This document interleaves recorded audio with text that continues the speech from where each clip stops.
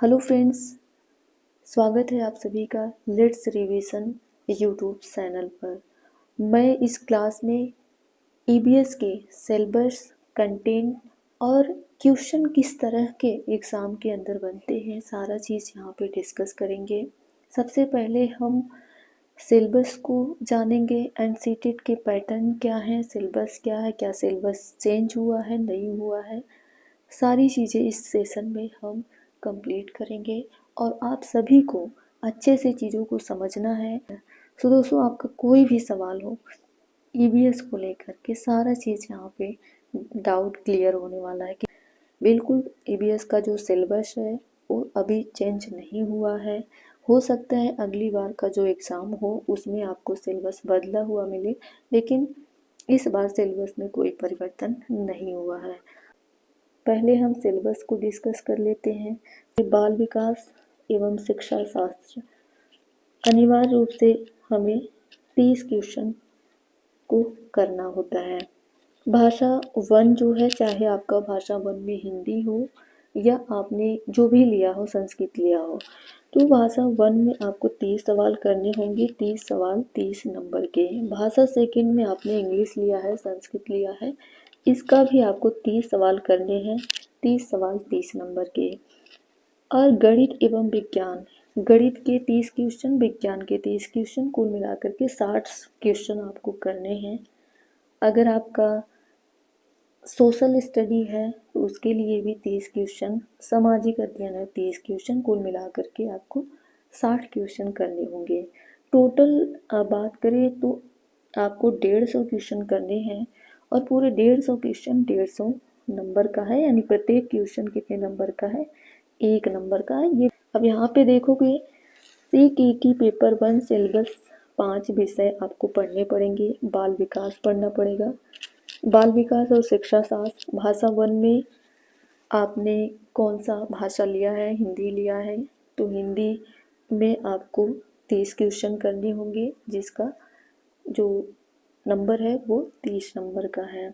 Language यानी भाषा 2 में आपने संस्कृत लिया है, तो उसके लिए भी आपको 30 क्वेश्चन 30 नंबर के होंगे। और फिर आपका गणित और पर्यावरण अध्ययन भी शामिल है। गणित भी 30 नंबर का होगा और पर्यावरण अध्ययन भी 30 नंबर का होगा। सिलेबस के सभी विषय को कवर करने के लिए ज़्यादा बेहतर होगा कि आप पहली कक्षा से लेकर के 5वीं कक्षा की एनसीईआरटी बुक को आप जरूर एक बार पढ़ के जाएं। अब यहाँ पे सीटीईटी पर्यावरण अध्ययन के सिलेबस के बारे में हम बात करेंगे। सीटीईटी सिलेबस ईबीएस की बात करें तो क्या है सिलेबस और कितने प्रश्न हैं, कंटेंट से कितने प्रश्न आते हैं, तो आप देखोगे कंटेंट से जो प्रश्न आते हैं वो 15 क्वेश्चन आते हैं। कितने?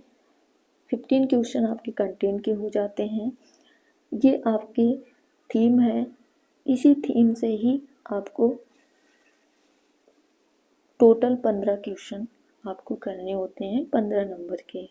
परिवार और दोस्त, खाना यानी फूड, आश्रय, पानी, यात्रा, चीज़ें हम जो बनाते हैं और करते हैं, इसी में आपका आ जाएगा मकान, पकवान और बहुत सारे जानवर, पौधे, ये सारी चीज़ें कंटेंट में आ जाएंगे।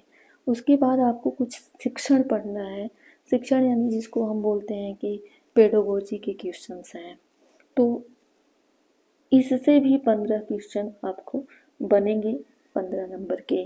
तो ईबीएस की कुछ अवधारणा है, उसको पढ़ना है। ईबीएस, एकीकृत ईबीएस, इसके महत्व, पर्यावरण अध्ययन और पर्यावरणीय शिक्षा, सीखने के कुछ सिद्धांत हैं, सूत्र हैं, विधियां हैं, इन सबको पढ़ना है। एनसीएफ, साथ ही साथ जो गतिविधियां हैं और जो व्यवहारिक कार्य हैं, सीसीई पढ़ना है और साथ ही साथ शिक्षण सामग्री पढ़ना है। इन सबको यानी टोटल आपको पर्यावरण में कुल टोटल क्वेश्चन जो आएंगे वो 30 आएंगे, 30 नंबर के आएंगे। अब यहाँ पे थोड़ा बेसिक सिलेबस हो गया। अब आप सबको परिवार क्या है ये जानना है, साथ ही साथ पर्यावरण विषय वस्तु जो अभी हमने बताया, पर्यावरण की कुछ प्रमुख थीम है, 6 थीम है, और परिवार और मित्र के ही 4 उप थीम है, उनको भी पढ़ना है। पेड़ पौधे, जानवर, पक्षी, मकान, पकवान, मानचित्र, कहाँ का व्यंजन क्या है वो, और मकान के बारे में, कहाँ का मकान कैसा बना है, उन सब की विशेषताओं के बारे में, और कुछ प्रमुख पर्व हैं और राज्य के बारे में जानना है। अब अगला यहाँ पे देखोगे, ये आप सभी को, ये अभी हमने जो पेडागोजिकल कॉन्सेप्ट को यहाँ पे बताया, वो चीज़ें यहाँ पे आप सभी को पढ़ना है। शिक्षण की संकल्पना क्या है, उसके प्रकार, शिक्षण की प्रणालियाँ, पर्यावरण शिक्षण और पर्यावरण शिक्षण के उद्देश्य क्या हैं, पर्यावरण क्या है, उसके घटक क्या हैं, सजीव निर्जीव, ये सारी चीज़ें पढ़नी हैं। और पर्यावरण शिक्षण सहायक सामग्रियाँ क्या क्या हैं, साथ ही साथ पर्यावरण शिक्षण के सिद्धांत, पर्यावरण शिक्षण के सूत्र और पर्यावरण शिक्षण की विधियाँ, इन सबको भी पढ़ना है। ये तो सिलेबस है, तो हमने सोचा क्यों ना एक बार पहले सिलेबस को डिस्कस करें, उसके बाद हम किस तरह से प्रश्न आते हैं एग्ज़ाम के अंदर। और ये थोड़ा सा इंग्लिश में भी है चीज़ों को, तो यहाँ पे भी देख लीजिए। Family, friends, relationship, work and play, animal, plants, food, shelter, water, travel, things we make and do. तो यही चीज़ें हैं, हमने लैंग्वेज इंग्लिश नहीं लिया है, हिंदी में ही चीज़ों को डिस्कस करेंगे। थोड़ा सा यहाँ पे आप देख सकते हैं चीज़ों को, ये हमने डिस्कस कर दिया है। एनसीईआरटी आपको जितने ज़्यादा से ज़्यादा आपको टाइम मिले, एनसीईआरटी के जितने भी पॉइंट है सारे पॉइंट को ज़रूर पढ़ें। और यहाँ से अब हम बताएंगे कि आपको क्या थीम है, क्या उप थीम है, कैसे प्रश्न बनते हैं। पर्यावरण अध्ययन में पर्यावरण अध्ययन विषय को 6 थीम में बांटा गया है। थीम 1 है परिवार एवं मित्र। परिवार एवं मित्र के ही 4 उप थीम है, उसको ध्यान देना है। आपसी संबंध, कार्य एवं खेल, कार्य को काम भी कह सकते हैं, जानवर और पौधे। तो ये आपके 4 उप थीम है, किसके हैं, परिवार एवं मित्र के ही हैं, तो ध्यान देना है। और अन्य थीम क्या है, थीम 1 में परिवार एवं मित्र देखा, और थीम 2 क्या है, वो है भोजन, पानी, आवास, यात्रा और चीज़ें हम जो करते हैं, जो बनाते हैं। ये 6 थीम आपके हुए। 6 थीम कौन कौन से हैं आपको याद रखना है, क्योंकि थीम से 3 से 4 क्वेश्चन बन जाते हैं आपके, बस यही थीम है कि कौन थीम है, कौन उप थीम है, इस तरह के प्रश्न बनते हैं। परिवार एवं मित्र के ही जो 4 ये उप थीम हैं, इनसे भी प्रश्न बनते हैं। कभी कभी प्रश्न बनता है कि परिवार एवं मित्र ये कौन से जो है उप थीम है, या जो उप थीम है वो किससे से संबंधित है, तो ये चीज़ ध्यान देना है। उप थीम जो है आपसी संबंध है, कार्य और खेल है, जानवर और पौधे हैं। जानवर को पशुएं भी करके देता है, तो चीज़ें ध्यान रखना है। थीम और उप थीम को बहुत अच्छे से पढ़ के जाना है चीज़ों को। तो यहाँ पे थीम और उप थीम हो गया, ये भी एक बार देख सकते हैं कि एनसीएफ के अनुसार कक्षा 3 से 5 तक के पर्यावरण अध्ययन को कितना 6 थीमों में बांटा गया है। वो 6 थीम कौन कौन से हैं, पहला है परिवार एवं मित्र, दूसरा आपका भोजन, तीसरा पानी, चौथा आपका आवास और पांचवा आपका यात्रा। छठा जो थीम है वो है चीज़ें जो हम करते हैं, जो हम बनाते हैं। और इसी परिवार एवं मित्र का 4 उप थीम है, ध्यान देना है। थीम पूछे तो 6, उप थीम पूछे तो 4 और थीम पूछा जाए तो 6। कौन कौन से हैं 6 थीम, परिवार एवं मित्र, भोजन, पानी, आवास, यात्रा, चीज़ें जो हम करते हैं और जो बनाते हैं। और इसी परिवार एवं मित्र के उप थीम है 4, संबंध, कार्य तथा खेल, जानवर और पौधे। तो इसको याद रखना है कि लिंग हु फेन क्या है, इस तरह के प्रश्न एग्जाम के अंदर आते हैं। रेगिस्तानी वो क्या है, क्रोटोन प्लांट क्या है, नेफिंथी से प्रश्न एग्जाम के अंदर आते हैं। तो संपूर्ण चीज़ें यहाँ पे, जैसे कुछ जानवर की नींद है, वो कितने घंटे सोते हैं, इन सब, मधुमक्खी पालन, सब्जियां कहाँ से आईं, ये सारी चीज़ें। तो हम यहाँ स्टार्टिंग से ही स्टार्ट कर देते हैं, परिवार से ही। हमने सोचा कि कुछ सिलेबस को डिस्कस करेंगे, साथ ही साथ कंटेंट भी आज से ही स्टार्ट कर देंगे। तो आपको ध्यान से चीज़ों को पढ़ना है, एक नोट्स भी बनाना है। ये ना सोचे कि अभी बहुत समय है, लास्ट में मैराथन देख के हो जाएगा। हो सकता है अगली बार सिलेबस चेंज हो जाए तो आपको शायद थोड़ा सा अभी की अपेक्षा कठिन देखना पड़ जाए आगे। तो इसलिए अभी से मेहनत करें और इसी में अपना अच्छा एक स्कोर करें। तो स्टार्ट करते हैं फर्स्ट वन से। आप देखोगे कि परिवार क्या है, फैमिली, इसकी उत्पत्ति कैसे हुई। तो फैमिली शब्द की उत्पत्ति लैटिन भाषा के फैमिलस से हुई है। इसका अर्थ होता है माता पिता तथा बच्चों के समूह से। परिवार को सामाजिक संगठन की क्या बोला जाता है, मौलिक इकाई। बालक के जीवन में परिवार को प्रथम पाठशाला कहा जाता है। तो ये सारे एनसीईआरटी के पॉइंट हैं, इन सारे पॉइंट को आपको ध्यान में रखना है। साथ ही साथ परिवार के वर्गीकरण की बात करोगे तो ये 2 पार्ट में है, एकल परिवार एंड संयुक्त परिवार। एकल परिवार क्या होता है, जिसमें माँ बाप हों और अविवाहित बच्चे हों, उसे एकल परिवार कहते हैं। संयुक्त परिवार में सभी लोग आ जाएंगे, घर के जितने भी सदस्य हैं, माता पिता हैं, भाई बहन हैं, चाचा चाची हैं, भैया भाभी है, ये दादा दादी हैं, सब क्या आ जाते हैं, संयुक्त परिवार के अंतर्गत आ जाते हैं। तो ये बेसिक सी जानकारी है, आपको होना चाहिए। और ये जो अभी हमने डिस्कस किया एनसीएफ 2005 के अकॉर्डिंग कक्षा 3 और 5 तक के पर्यावरण अध्ययन को कितने थीमों में बांटा गया है, 6 थीमों में बांटा गया है। परिवार एवं मित्र, भोजन, पानी, आवास, यात्रा, चीज़ें जो हम बनाते हैं और करते हैं। तो ये चीज़ें ध्यान रखना है।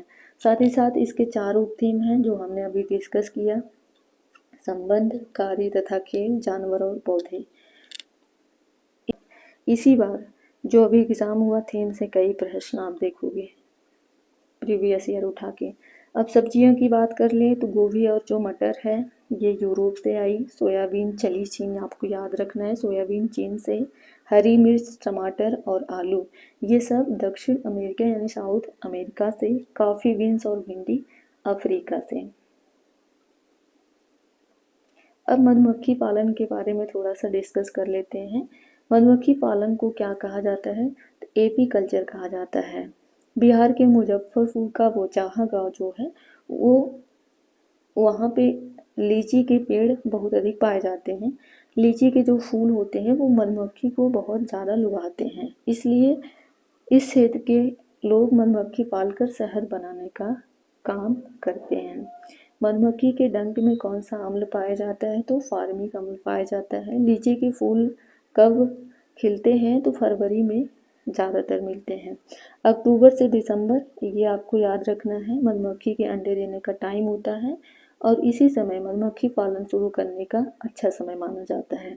नर मक्खी छत्ते के लिए कुछ खास काम नहीं करते, ये भी बात ध्यान देना है। मधुमक्खी के हर छत्ते में एक रानी मक्खी होती है जो अंडे देने का कार्य करती है। साथ ही साथ अगर बात करें जानवर की, आप देखोगे जानवर के जो डिजाइन होते हैं खाल पर, वो उसके बाल के पैटर्न के कारण होते हैं। और रात में जागने वाले अधिकतर जो जानवर होते हैं वो चीज़ों को सफ़ेद और काला ही देखते हैं, जैसे उल्लू।